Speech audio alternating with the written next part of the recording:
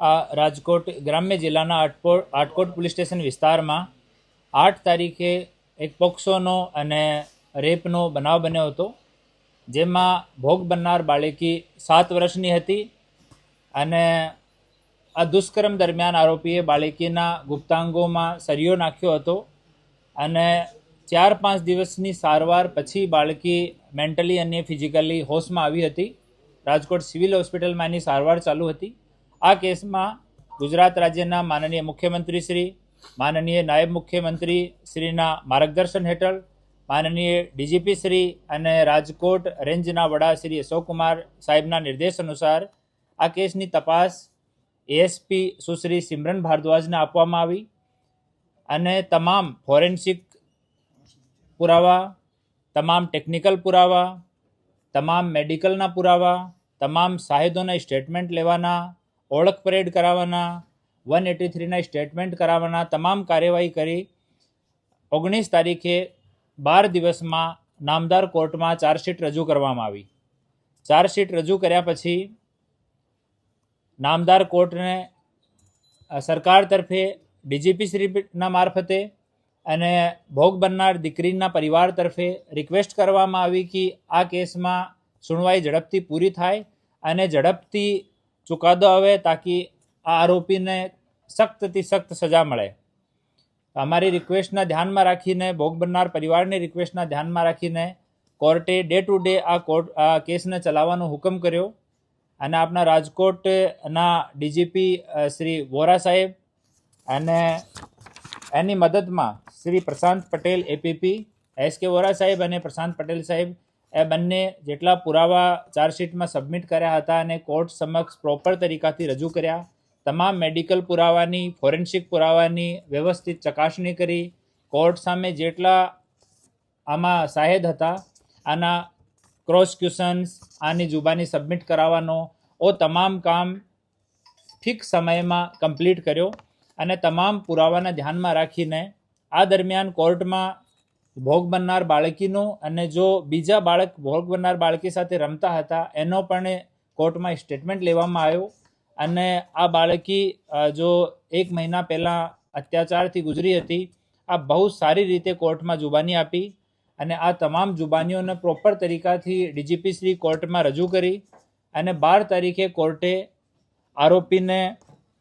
આરોપી જાહેર કર્યો, દોષી જાહેર કર્યો અને આજ તારીખ 17ના રોજ આરોપી રેમસિંહ ઉર્ફે રામસિંહ તેરસિંહ ડુડવા, ઉંમર 32 વર્ષ, રહેવાસી અલીરાજપુર મધ્યપ્રદેશને ફાંસીની સજા સુનાઈ છે અને સાથે સાથ પીડિતાને 7 લાખ રૂપિયાનો કમ્પન્સેશન આપવાનો સાથે સાથ ઓર્ડર કર્યો છે.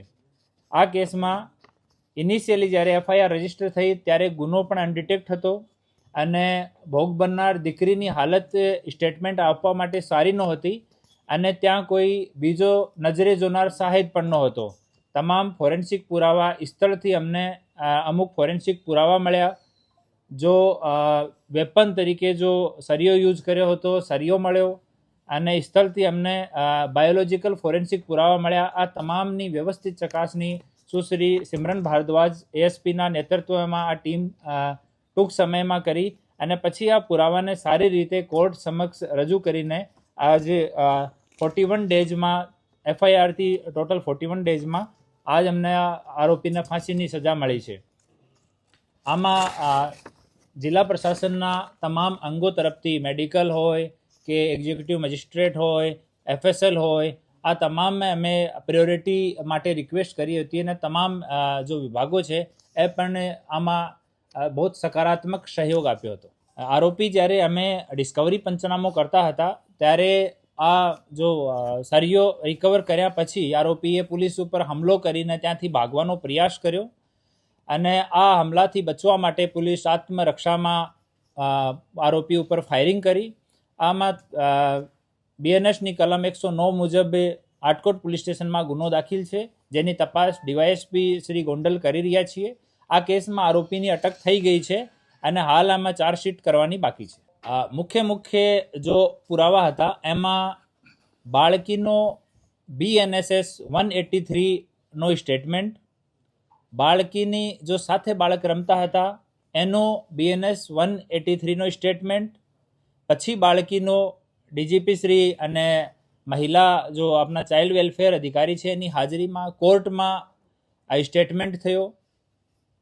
આના સિવાય ગુનાવાળી જગ્યા ઉપર એક બાળ મળ્યા હતા. એ બાળ આરોપીના DNA સાથે મેચ કર્યા હતા. અને જો હથિયાર રીતે જો સરિયો કામમાં લીધો હતો, આ સરિયા ઉપર બ્લડ સ્ટેન મળ્યો હતો, જો ભોગ બનનાર દીકરીના DNA સાથે મેચ કર્યો હતો. એની સિવાય આ આરોપીની ઓળખ પરેડ કરાવવામાં આવી. ઓળખ પરેડમાં ભોગ બનનાર દીકરીએ પણ અને એની સાથે જો બીજા બાળકો રમતા હતા જેની ઉંમર 3 થી 4 વર્ષ છે, એ બાળકો પણ આરોપીને સારી રીતે આઈડેન્ટિફાઈ કર્યો. આ સિવાય આરોપીની ત્યાં હાજરી, આરોપીનો બિહેવિયર, મેડિકલ એક્ઝામિનેશન, ભોગ બનનાર દીકરી છે એનો detailed medical examination, detail psychological medical examination, આ તમામની રિપોર્ટ કોર્ટમાં રજૂ કરવામાં આવી. અને જ્યાં એ લોકો આરોપીએ જો બાળીએ કામ કરતા હતા, એના છોટા ભાઈને ઘરે આ કામ કરતા હતા, તો છોટા ભાઈનો સ્ટેટમેન્ટ કોર્ટમાં કરાવવામાં આવ્યો. ભોગ બનનાર દીકરીની મામા મામીની આ વાડી હતી, આ મામા મામીના સ્ટેટમેન્ટ પણ કોર્ટમાં કરાવવામાં આવ્યા.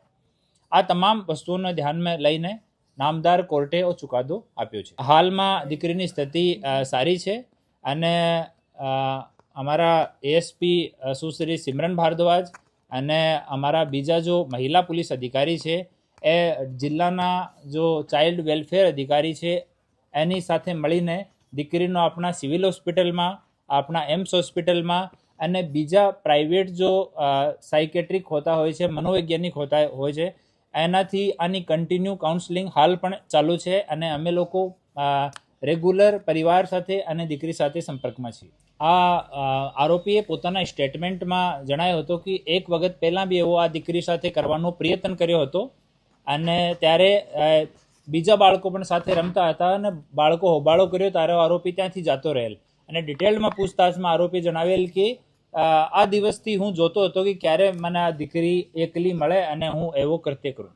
સાંજ સમાચાર ફેસબુક પેજને લાઇક કરો, વિડીયો શેર કરો અને વધુ વિગતવાર સમાચાર માટે sanssamachar.net વિઝિટ કરો.